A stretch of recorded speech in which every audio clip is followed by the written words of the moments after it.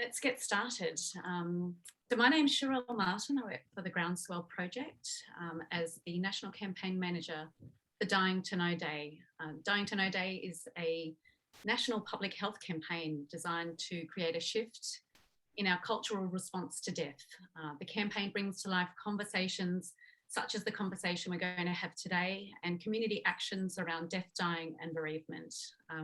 It's held in the month of August and beyond, but specifically in the month of August. And today is the official day of Dying to Know Day, which is the 8th of August. So thank you for giving up part of your Sunday to come and join us for this important conversation. I'd like to start our session today by acknowledging the traditional custodians of the land that I'm on, the people of the Darkinjung Nation. And I extend that acknowledgement and respect to the traditional custodians of the land on which you are joining us from. We pay respects to the elders, past, present and future, and recognise the continuing connection and contribution to this land. You're welcome to acknowledge the land that you're on in our chat or Q&A section that you'll see down the bottom. The host of today's webinar is CCNB, Community Care Northern Beaches, and I'm sure that many of you are already familiar with who Community Care Northern Beaches is. Today we're going to talk about any topic to do with end of life, and we have 3 special guests joining us today, and I'm going to introduce you to those to the special guests shortly. Before we get stuck in, I want to run through a few of the features of Zoom for those who haven't used Zoom before. Today is one of many sessions we're hoping to have to support the community where you're from to continue conversations around end of life. So if you have questions today, or you might hear something that's discussed today and you want to ask a question that's specific to that, you'll see down the bottom, if you hover your mouse over the bottom menu, you'll see that there's a Q&A button. There's also a chat function. You're welcome to jump into either and to ask those questions. If we don't get to all of the questions today, we've received some already, then as I said, we will be continuing this conversation in the future.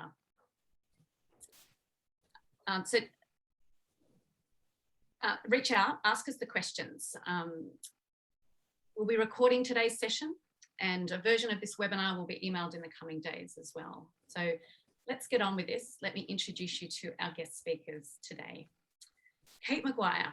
Kate has been a compassionate champion with CCNB since 2018. Her involvement and passion for supporting people at end of life and living with progressive disability spans over 30 years. She's held various career and voluntary roles in the not-for-profit, hospice and social sectors, including a decade as coordinator of education and carer support with Motor Neurone Disease New South Wales, and more recently within her consultancy. Thanks for joining us today, Kate. Pleasure. Sarah Foster. Sarah is a qualified oncology and palliative care social worker. She currently works as a funeral director and funeral celebrant with Pickaluna Funerals and works as an independent end-of-life doula and funeral celebrant. Sarah has passion for talking to people about all things end of life and believes deeply in the notion that knowledge is power. Thanks for joining us today, Sarah. Thanks, Cherelle. Our third speaker today is Suzanne Gorman. Suzanne has been looking after people for 30 years as a registered nurse with extensive experience in death and dying in hospital settings and also working as an end-of-life doula. Suzanne understands the challenges faced when working to ensure choice in the environment during the late stages and believes the empowerment of the individual lies within creating the space for the conversation, which is obviously what we're here to do today. So thanks for joining us, Suzanne. Great to be here. So today we're going to respond to a number of questions that have come in already since people have signed up. We're addressing some questions that our 3 panelists continue to get asked by anyone that they come across. So it's a little bit of a combination of the questions today, but we do know that end of life questions fall into 3 typical areas: our early planning, what's required near end of life, and what to do after a loved one dies. So let's start in the early planning area. Suzanne, let's start with you. We had a great question that came in, which we talk to in most days, in all of us who work in this space. I would like to die in my own home.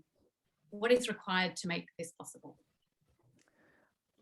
Great question. And the most important thing is to really ensure that you've had this discussion or let someone know that you want to do this.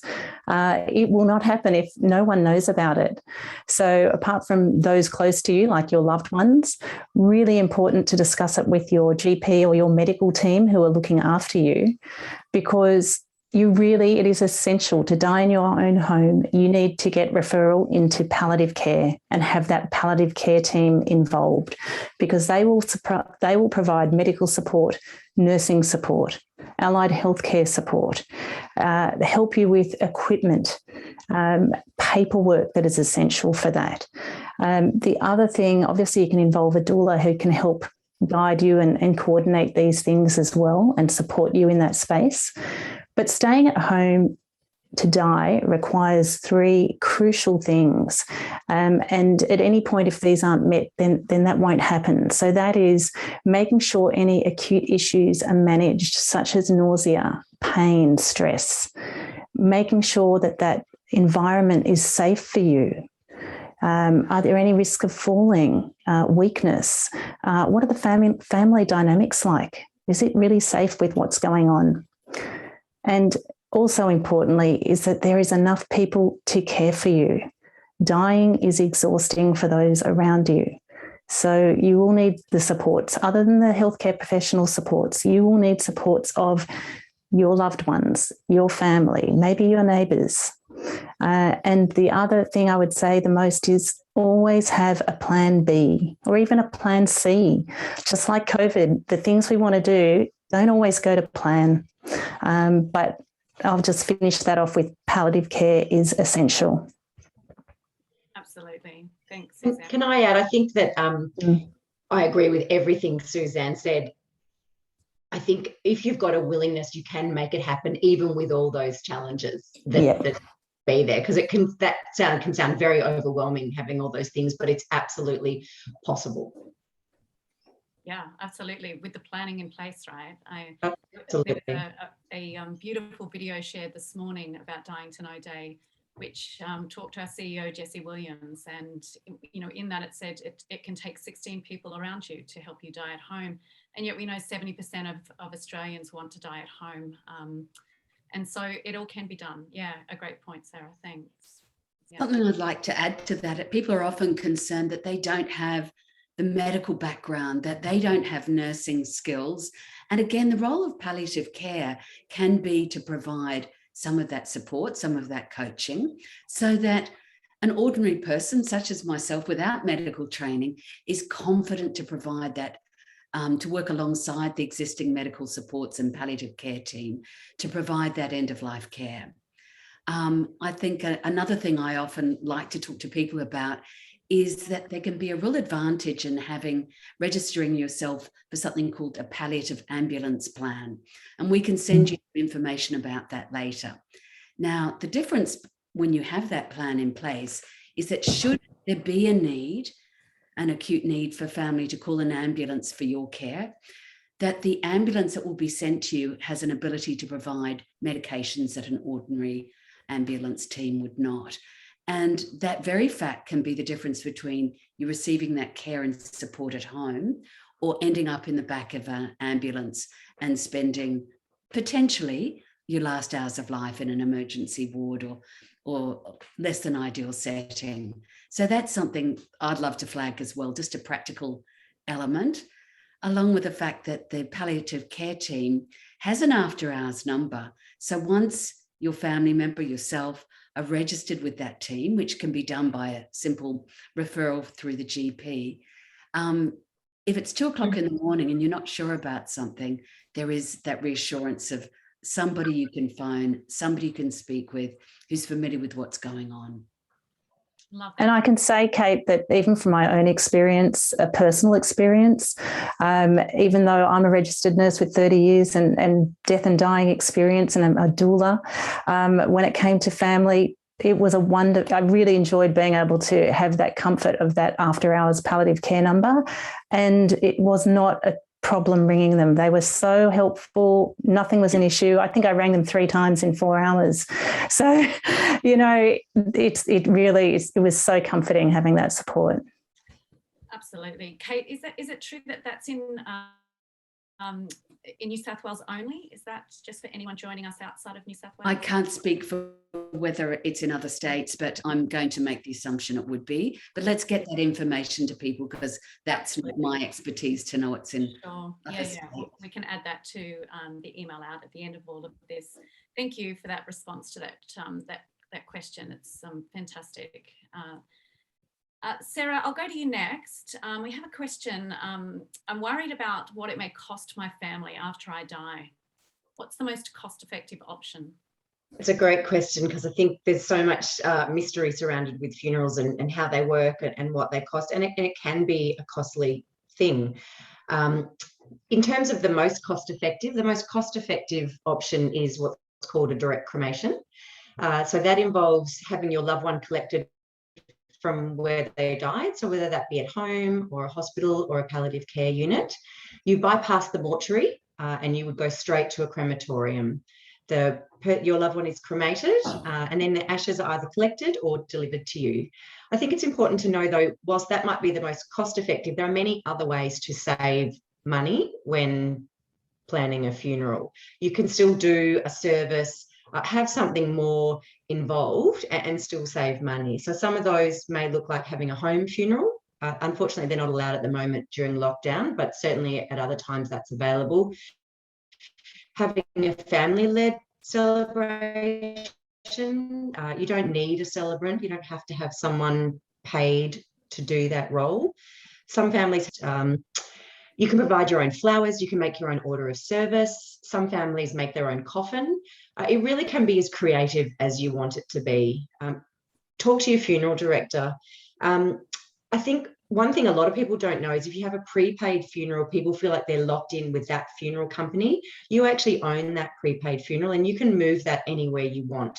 So if your mother has purchased a prepaid funeral a long time ago and you're not comfortable with that funeral home, or they're not seem to be going in the direction you want to do, you actually own that. So you actually have a lot of power in this space, and don't be afraid to shop around. You know, when we get married or have other big celebrations, we do a lot of research on that. And I think people are uncomfortable doing research. They feel like it's crass shopping around for a funeral. It's actually not. It's really important that you find the right fit for you. And if someone's not the right fit, talk to somebody else. You have time. Love that. Thanks, Sarah. That's a great response. Kate, I'm going to come to you next. What do I need to do to make sure that my medical wishes are respected in future if I am unable to speak for myself? Okay, so one of the first and most important things is really what we're doing today. It's having a conversation, not just one conversation, but many, many conversations over a period of time, ideally with your family, with your friends who are likely to be involved with your care in the future. So I know, I'm very confident my daughter knows exactly what's important to me when it comes to my end of life. Then there's also, of course, other things you can put into place, such as getting an advanced care directive. Now, if you're not clear with what that is, we'll be sending you a link again after today with some information that may be pertinent to different states of Australia to recognise people from all over. Expressing what's important to you should you not be able to speak for yourself in the future and somebody else needs to make a decision that's a health-based decision for you. So if that's important to you, to know that your family or somebody in particular has that confidence to act as you wish in the future, that's a great document to have in place. And people often send a copy to a family, different members of their family, perhaps to their doctor, or if they're suffering an advanced illness or a potential terminal illness, to keep that in the home at a place where it's quite easy to grab at a moment's notice. The other thing you can do, and this requires a lawyer in place, is to appoint an enduring guardian. The role of the enduring guardian only clicks into place if you aren't able to express your own wishes at some time in the future. So that could be because you are unconscious, or you, yes, have been put into a sedated state for some reason. Often people who have a number of children might say, look, I'm not sure this child would do as I want, but I know this one would. And that's where, of course, the Advanced Care Directive and having somebody act as an enduring guardian is important. But I want to stress it doesn't need to be a family member. Some of us, our family are our friends. So I know I'm the enduring guardian for a friend of mine, and that person has actually appointed more than one, just again to sort of cover all bases. Something I also like to sort of say, people are occasionally concerned that if they put something in writing today that, for instance, says, give me no antibiotics, don't resuscitate me, they may not have an opportunity to change that in the future. You're always free to change your mind about your Advanced Care Directive. And if you're in hospital, you certainly can suddenly decide to accept a treatment you might have thought at another time you'd like to reject. Does that answer it, or would any of you other panelists like to add to that? I think that's a great answer, Kate. I'll just add, I'd stress by saying I'm not a lawyer, but I think a lot of people have a power of attorney and they think that document is enough. A power of attorney is actually no longer valid once you're unconscious. So even if you're going for surgery and if someone needs to sign something on your behalf while you're in surgery, that's not valid. So the enduring power of attorney is a very important document to have. Thanks, Sarah. Thanks, Kate. We have a question that's come in. I have donated my body to Sydney University. Do you know if I can still die at home? I'm going to let you all decide who wants to respond to that one. I'm happy to start, and if anyone else wants to add. My understanding is yes, I have had families whose loved ones who've died at home and have donated their body to science. Absolutely, yes. It's always important to check. There are times when the universities and hospitals are not accepting people because they're full, which might sound odd, but it does happen. So just check that your organisation that you've planned to donate to is still accepting at that time. But and double check with that organisation. But in my experience, yes, you can still donate your body if you die at home. Yes, I agree with what you just said. Then there are times when certain universities or places will not accept somebody who's generously offered to donate their body. So if you're at a stage of your life where end of life is coming, it's a great thing to get those nearest and dearest to you to check that detail and to recognise, even if dying at home, for instance, precludes donation of certain organs, that tissue donation is often still viable. Fantastic. So that was a question. Are there any scenarios when you are unable to bypass the mortuary? That's a good question. I'm trying to think. Look, for direct cremation, I've not had anyone who's sorry, can you repeat the question? I want to make sure I got it right. Yeah. Are there any scenarios where you are unable to bypass the mortuary? If you're required to go to the coroner, you can't bypass calling the coroner the mortuary in this circumstance. If the death is one that needs to be referred to the coroner, then legally that has to happen. Once you've been released by the coroner, you can then go to direct cremation. So that would be my understanding of the answer to that question. If it's a coronial needs to go to the coroner, then you would have to do that. Great. But direct cremation can happen afterwards. Perhaps we should qualify too that if there's an expected death and somebody has a palliative illness or is just nearing end of life due to great age, if they're seen regularly every 3 months by their appointed medical professionals, the palliative care team, their GP, that's termed to be an expected death and does not require any interventions or autopsies or coronial inquiries. So it's important, even if you do have a potentially life-limiting or terminal illness, to be pretty vigilant about keeping up those medical visits, just in case you've left the gap too greatly and the death needs to be investigated. Thanks for clarifying that, Kate. That's a really important point.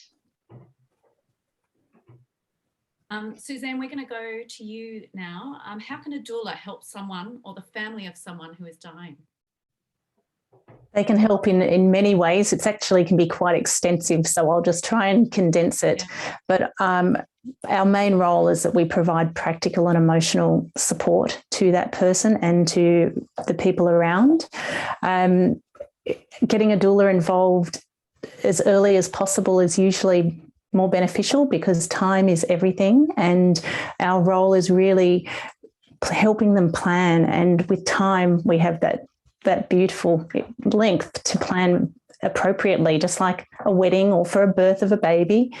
Planning for death gives that opportunity. And what we really like to do is identify the wishes for end of life from that person, what is important to them, and address any fears, and really support them so they can have that authentic death that they want.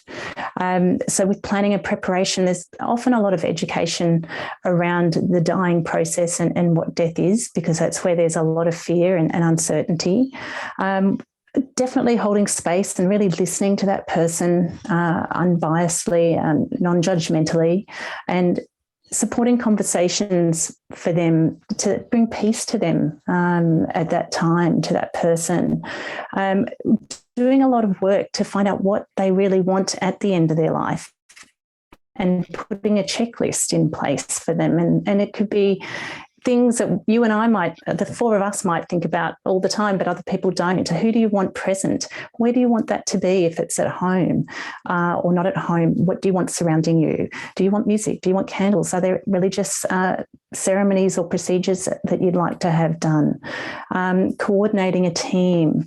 And then the other part of what is very important that I do specifically and that doulas can do is be present during the dying process, and what we call vigiling or holding a death vigil, and setting that sacred space for that person. And as a doula, we can be in the background doing that as that support and guide. It can be done remotely, and the person is just, it could be a family member who's contacting us and wanting that support from afar, or we can actually be present in the home or in the hospice or in the hospital, in the nursing home, and being present for that person, whether they're alone or just still being actively involved in the care as a carer support person for that family. We also provide as doulas when is that guidance in after death care immediately or for within the few days following. And ultimately, really, we want to provide confidence and peace and empowering people to have that choice at the end of their life. Beautiful summary. Thanks, Suzanne. That's great.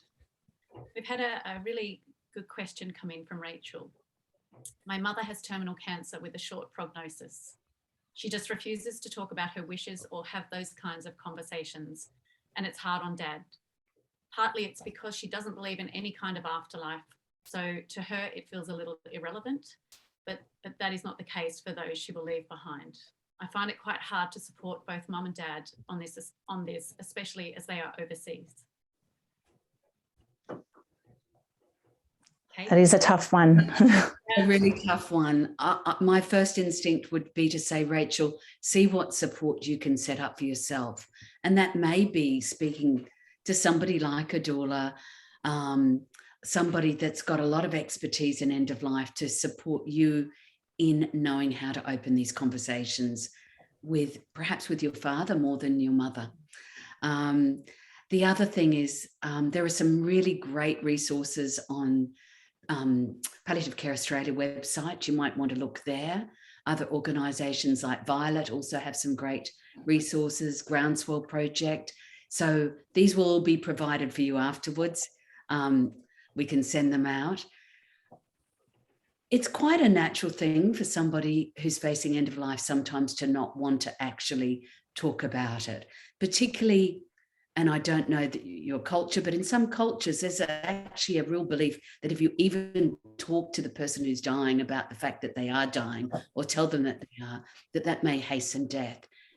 So perhaps you could see if your mother and father are linked in with appropriate palliative care supports in the country they're in without knowing where it is.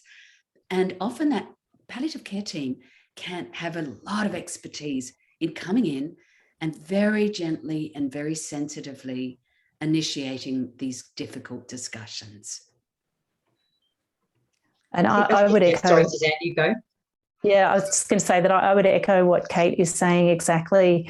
Even if your mother isn't actively wanting anything to be discussed or done, you can still have discussions with your father, or there can be suggestions for you of things that you might do that might feel like that you're involved and making a difference. And again, a lot of these things are in place to help the people that are left behind, to really help their grieving process and this anticipatory grief as well.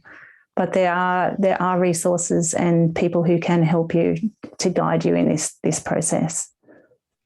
Yeah, I was echoing what you both said, to be a support for your father and honouring your mother's right to not want to talk about it. It's very difficult for you and your dad, I imagine, that she doesn't want to, but I think honouring that is important. Your dad's also able to reach out to her medical care team. They may not be able to talk to him. They may not be able to provide information, but he's certainly able to express his wishes to them. You know, I often encourage people to call the GP or the doctor and say, I know you can't tell me about mum's condition, but I would like to tell you how things are from my end. And they should be willing to listen to you. And it may start another dialogue, and then them to understand where your mum's at. I've just seen that this Rachel said that her family are in the UK. So that gives me confidence that there are excellent supports available in the home. And, you know, again, maybe use this time to talk with your mum about things of value to her, recollections, to ask for memory, to take her to places and memories in her life that are really joyful and beautiful, because that's something that's a real legacy you can carry forth as well, Rachel. I just want to acknowledge, Rachel, that this current situation with COVID and lockdowns possibly means that you can't get there when you want to. So I just want to acknowledge how difficult that is. You know, so many people are finding themselves in situations where they can't get to their loved ones at a time when we always would do that. So I just want to acknowledge the difficulty of that. So please look after yourself and reach out if any of us can help you, or we can point you in the right direction of supports here for you. Thanks to everyone. Rachel, I want to say thanks to you for being so vulnerable and sharing that intimate question. We appreciate that. You're not alone, and we will be sharing everyone's, all the panelists' details after this as well. I want to make reference to a comment that Deborah has made. I'd love to have Suzanne with me. She's so warm and comforting and capable. And I think that's what today is absolutely about, is, you know, everyone that is in on this today, and, you know, whether we're talking about the Groundswell Project or Community Care Northern Beaches, it's about the compassion that everybody shows in the end of life space. So I appreciate that. We have a question earlier on. I would like to add to the discussion voluntary assisted dying bill and its progress. I'm not sure if any of the panelists are comfortable with the knowledge that they have around that, given that it's not yet in New South Wales. I don't feel I have expertise on it. I know that often at times like this, people say, okay, it has been passed in Victoria. I understand. You cannot just up sticks and fly your way over the border and hope to be supported you need to have actually be a resident of a state where that's 6 months, I believe it is for Victoria. That's correct. So I'm so sorry, Helen, that's not my area of expertise.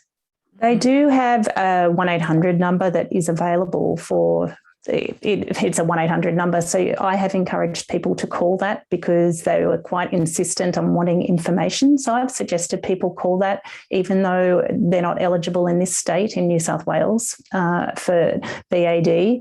And there are surprisingly quite strict rules, even when you are eligible, or to become eligible when you live in that state. It's not as simple and as easy as we all think it could be. And there's quite a protocol of how many clinicians or doctors you need to see to sign you off. And you do have to be living there for at least 6 months. But they do have coordinators, I've forgotten their exact title, who are available to speak, and they're very well versed about it on that hotline, and it's quite easy to Google that that number as well, where maybe that's something we can include. Yeah, and but unfortunately it's not legal at this time in New South Wales, so we don't have a lot of opportunity otherwise for people in the state to seek information. I would encourage anybody who is wanting to get more involved in that to join up with Dying with Dignity. They are actively trying to push it in New South Wales. Something that you're interested in expanding list. Thanks, everyone. I appreciate the responses to that question. Sarah, I'm going to go to you. How will I or we know when the end is near? It's a big question, and how long's a piece of string, I guess, is probably the most honest answer to that, but there certainly are some signs. So the end, which is also known as when someone is actively dying, so the person can still be conscious or they may be unconscious. If they're conscious, they can be showing signs of physical or emotional end of life. Some of these signs that our loved ones can show at that stage are coolness, sleeping more disorientation, more bodily secretions, not urinating as much. They may stop using their bowels. There may be much more reduced intake of fluid or not wanting to eat. Change in breathing patterns. The breathing can really slow down. And right at the end, it can seem like someone has stopped breathing, and then it can be a number of minutes and they'll take another breath. It's really difficult to predict how long this phase can take. It can be very quick, or it can take hours or days or weeks. So, but there's certainly those signs that I mentioned, and your doula or your palliative care team can talk you through those in a more specific way and more tailored to your person.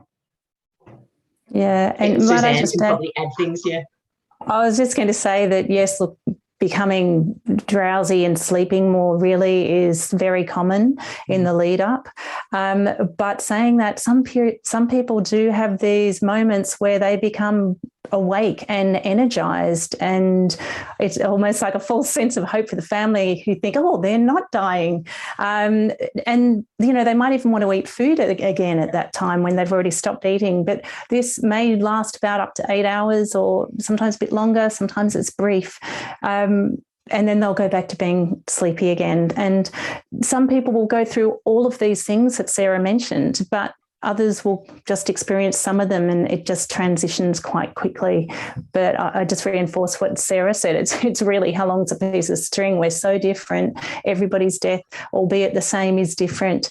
And it can be a few hours to days or even weeks for some people going through this process. Thanks. Appreciate the responses.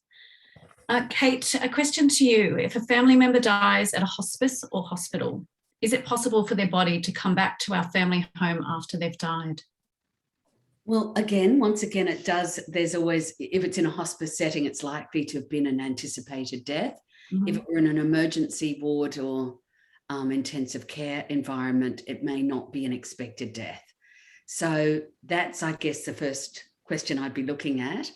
There are many traditions where, and being such a multicultural society, we embrace them all, where it's incredibly important to the family to accompany that body.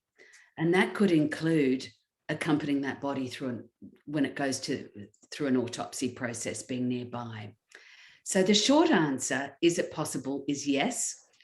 The longer answer is, of course, there are processes and paperwork if somebody dies in an institution that need to often be completed.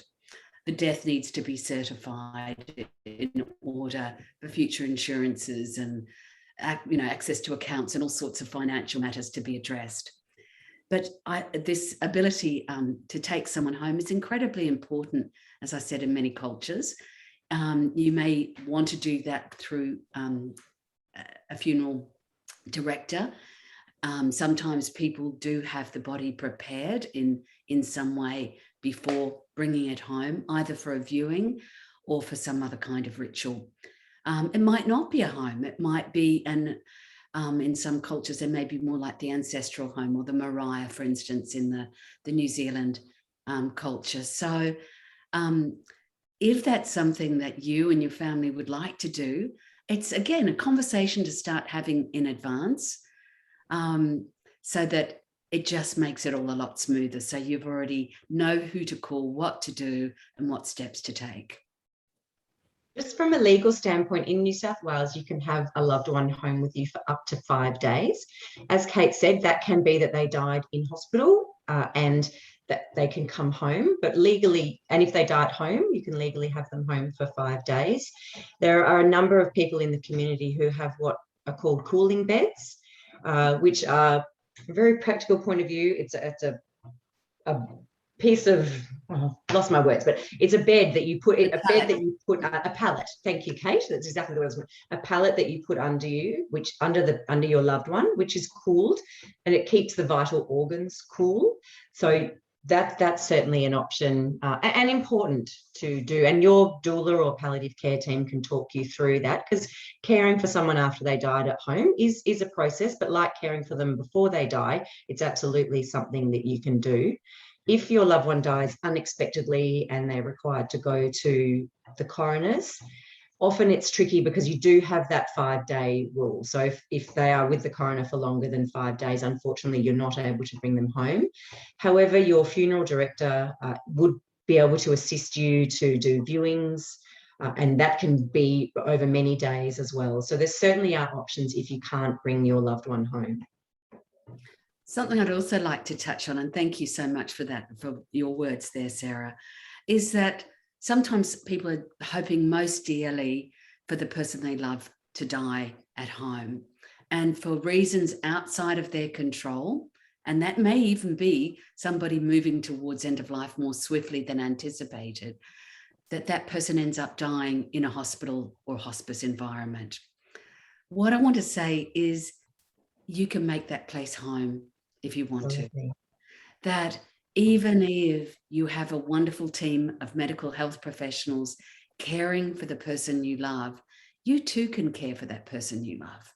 You can be part of caring for their body while they're living and caring for their body after they are alive as well.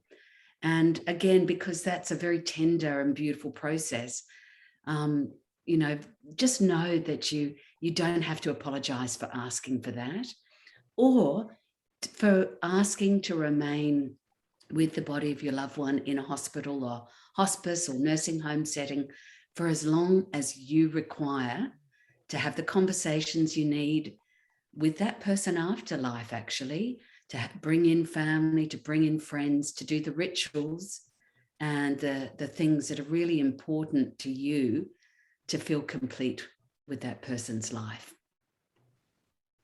Yeah, I think that's so important that you've mentioned that, Kate. After setting in a hospital, not in a hospice, is that don't think that you can't do something, and just because a nurse or a doctor isn't suggesting it, or they're wanting to do the process of certain things, you can be involved as much as you want. You can bring in, if you know somebody's dying, then bring in their favourite blanket from home or touches from home, photos of loved ones, things that you know were important to them that they would have liked, particularly if you knew what they liked around them, and make it as homely as possible to make it that as that sacred space for them. And then following the death, often, well, the nurses will wash the patient. And so ask them if you can be involved washing your loved one, if you feel comfortable with that, or performing a ritual that you know is important to your family or your culture. You are allowed to do as much as you want to. And like Kate said, don't feel that you have to be rushed or that they want the bed. Stay as long as you like. You only get this opportunity once with them. You can't go back there. So live it and be present as much as you can. Kate and Suzanne, you both mentioned the word ritual, and I think it's such an important word because we can create ritual wherever we are. We feel like a ritual has to happen in a certain spot, and I think lockdown particularly has tested us all in this, with people who are dying, and then once they've died and we're trying to create funerals with only 10 people, that ritual can be created regardless of the restrictions or the circumstances. It's as limited as your imagination. So please know that that's always available. I helped a family with a funeral last week, and it didn't look anything like what they wanted it to be. We created the most amazing ritual with only 10 people. It's possible. So just please know that you can do that. I love that I could step away now and let the three of you just continue speaking. Honestly, it's so wonderful to have the three of you together. Can't thank you all enough. Sarah, a question to you. Is it legal to hold a funeral in a garden, club or other venue? It is. You can hold a funeral anywhere as long as the people whose place you're holding it, whether it be a club or a golf club or a garden, a park, are happy with you being there. So we often hold outdoor funerals. We just check with the local government area that that's a park that's able to be used for public events. We hold funerals in surf clubs, in people's homes, in golf clubs, in parks, really, again, limited to your imagination. And it's so amazing when you go to a funeral, which is, Bob may have played golf every week his whole life, and then he holds his funeral at his golf club, and everyone's like, oh, this is so Bob. So really, yes, the answer to that is yes. And you can see my excitement to this, but I just love creating funerals that are about the person. And there's absolutely nothing wrong with having a funeral at a crematorium or a church. They're beautiful as well. It's just knowing that you don't have to. I think often people don't know that they can have a choice, and you may choose that option. It's just knowing that you can do that. Love that.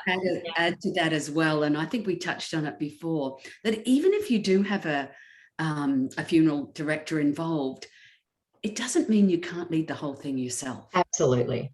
The family can do every aspect of whatever the formalities are. I know in my family, we've had family funerals where everyone from the youngest 10-year-old member of the family upwards had some kind of a role.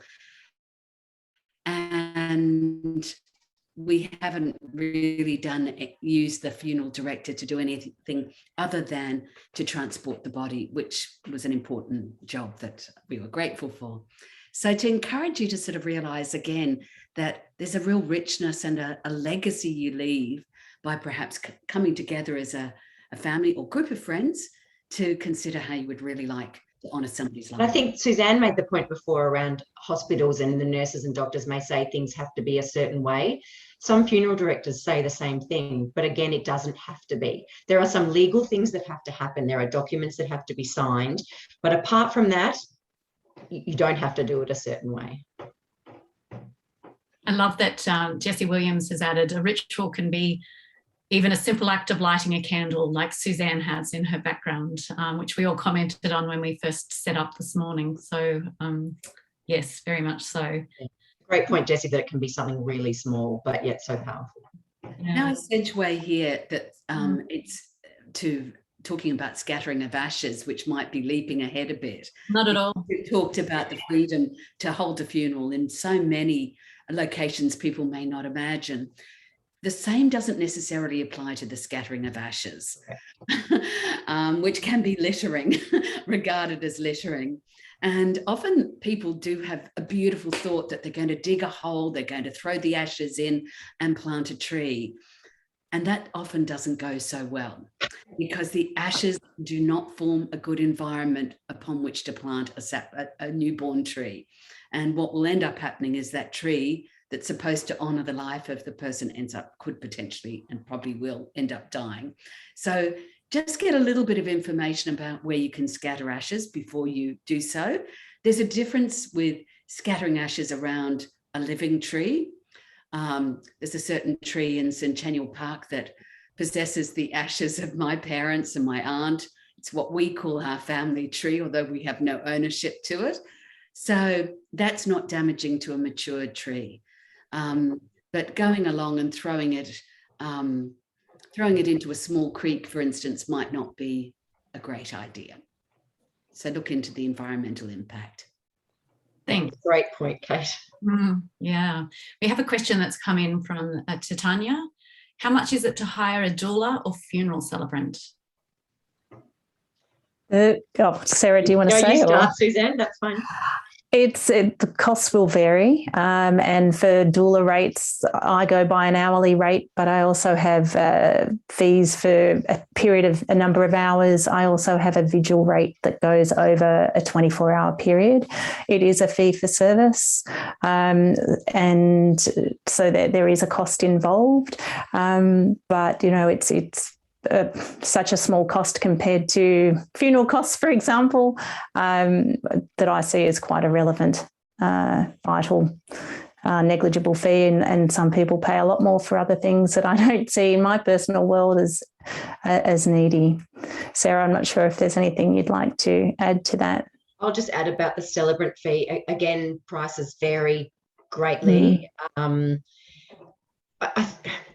You get what you pay for, and I don't mean that as crassly as it sounds, but I think we've all been to funerals where the celebrant's up there and it's like they have no connection with the deceased. And as a celebrant, I never pretend to know somebody, but I spend time crafting a ceremony with the family and getting to know their loved one. So it's about, do you gel with the celebrant would be the question I'd be asking. Do they feel like the right fit for you and your family? And then usually their fee will fit in with your alignment of that. So are you comfortable with them? And again, shop around. There's no shame in, funerals are expensive. So yeah. And I would echo that as well for a doula, just like any healthcare professional as well that you would interact with, whether it's your GP or your medical specialists. If you don't have a relationship or you feel comfortable with them, find someone else, because there are others out there. This isn't like there aren't any doulas in New South Wales or in Sydney or in Australia or globally. Find someone that fits you, that you feel is a part of and following the ethos perhaps that you're following. I mentioned it earlier, and I think you also don't need a celebrant. There's no rule that says you need one. You may have a family member, or you yourself may feel like playing that role. So know that that's not a mandatory thing at a service. Thanks, Sarah, Suzanne and Kate. As we near the end of, it's now almost 10 to midday. Suzanne, I want to ask you a question that is very much in the third stage of what we want to discuss today, and that is after a loved one has died. What needs to be done after an expected death at home? What should I do first, and what should I not do?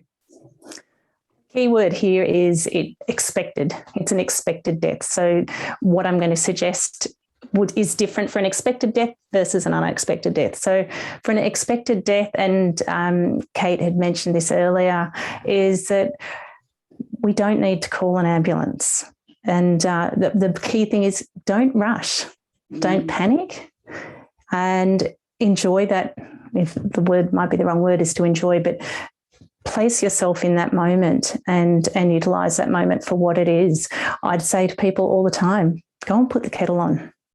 And use that moment to reflect. It's been an exhausting time. It's probably been an exhausting 24, 36 hours, probably been exhausting days, weeks, months even, for everybody who's experiencing that right there and then. So just pause and be.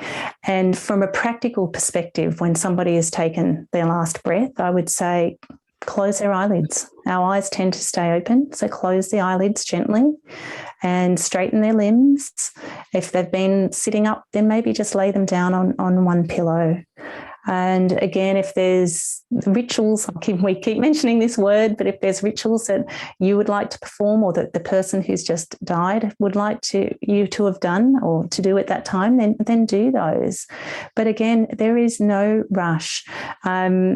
You might want to bathe them, wash them, dress them, and groom them. If some people don't want to do that, they don't feel comfortable with that, and that is okay, because the funeral director can help with that. And what will be important at some point is that the palliative care team or their GP will need to come to verify death, but you don't have to suddenly go, they've died, I better ring them, and I better ring the funeral director to come now, because again, there is no rush for that.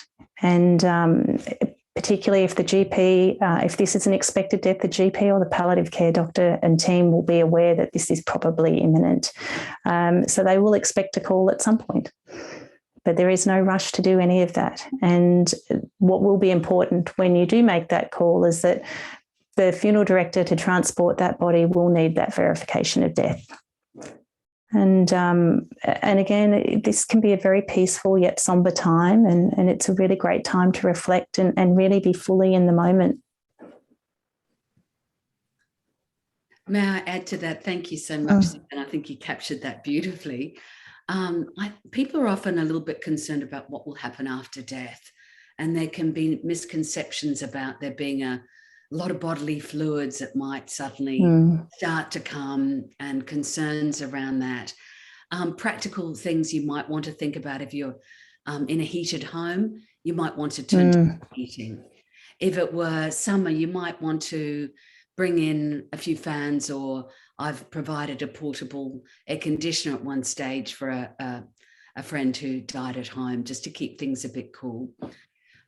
So some of that element, as you stress, Suzanne, of not feeling a rush to alert the authorities to do anything, picking up the kettle before you pick up the phone, just realizing that there is a lot of talking people tend to do very often to the deceased, and bringing perhaps family around, perhaps making time to do those calls to siblings or family members or neighbours, or perhaps members of the religious community that might want to come and be part of that vigil before the body is taken away. And it's not unusual for people to keep the body at home for at least 24 hours to feel complete with that process. Although as legally, you may keep it there for 5 days, there would be some practical considerations to put into place regarding cooling of the body by that time. Thank you, Kate, and Suzanne as well. Wonderful responses to the question. Sarah, was there anything that you wanted to add to that? No, I think often people are worried about that time after their loved one dies and how they will feel having them at home. And I'm sure Suzanne and Kate would echo this. The overwhelming experience that they had that time, they really see it as a real gift. So I understand the fear associated with it, but just have it in your mind that it is a possibility, and make the decision once it happens. You don't have to make that decision straight away that you're going to keep them at home or you're not going to. It can happen organically that they may die, and then you go, actually, I'm really happy with mum just being here. And so just know that it's possible. And yeah, it's such a beautiful honour to be with your loved one. We were talking earlier, and Kate was saying some of the best conversations you'll have are with your person after they've died. I'd just like to add just a personal experience. When my mother died, and we had my siblings and I had our children around, so the grandchildren were around, and they were sleeping at the foot of the bed during the process. But even once it happened, one of my sisters, for example, who I didn't think she'd want to participate in the washing our mum and getting involved with that, and she was fantastic and really really wanted to participate and become involved, and it was really beautiful. And the grandchildren were painting her fingernails while my other sister was doing her makeup, and it really normalized the process. And I was so proud that my daughter and my sister's kids just really embraced it, and they weren't scared of it. And we've set a new generation to normalize what is a natural process. And I thought it was really a beautiful experience. Thank you, Suzanne. Thanks for sharing your story. Kate, I'm going to come to you as we start to close out today. You and I had a great conversation this week that was around the family, particularly the partner of the person who is dying, and their fears around their loved one dying at home, and the specific questions that have come to you around that, and your response to that. I'll leave it to you to narrate this final section, but it was very moving. So over to you. Oh, thanks. Thank you so much, Cherelle. That yes, people are often concerned, what will it mean to the feeling of their home if the person that they have been caring for and that they love dies at home? And I think that might relate to to feelings many of us may have had as children, of it being a bit spooky when someone dies, or that there might be something, just a bit unsettling about living in a home where someone has died. Whereas I think any of us that have lived in older homes, as I have, many people have died in those homes traditionally. If you live in a turn of the century home, it would be normal. Something I always like to remind people is that there is only one breath between life and death. It's as simple as that. And sometimes those, as said earlier, those gaps might be big, but one moment you're with the person that's living and dying, because dying is a living process. And then a few moments later, that last breath has come. So that last, that one breath between life and death means that for most people, that transition of feeling connected to the person they love remains intact after they die. And as I think we've really highlighted it, it is a very precious thing to be able to care for somebody that you love very dearly in their dying, and to be with them after their death is incredibly comforting, not scary at all. Does that answer what you were asking for? Very much. Thank you. Very, very much so. It's a perspective that I hadn't heard before in having worked in the end of life space, and yet I imagine it rings true for many people. So I appreciate you sharing that. What I want to say to everyone is to practice self-care today. Talking about reflecting on those who have left us in this world, and we talk about rituals and everything that we've talked about here today. Look after yourself, be gentle to yourselves today if you are with somebody who is dying or has recently passed away, recently died. I absolutely want to say a huge thank you to Suzanne, to Sarah, and to Kate for saying yes to this session today. It was this week that we pulled this together, and you all just jumped in, as everybody who I have ever come across in end of life space is so open to do. So thank you for saying yes to continuing this conversation on a Sunday, on Dying to Know Day.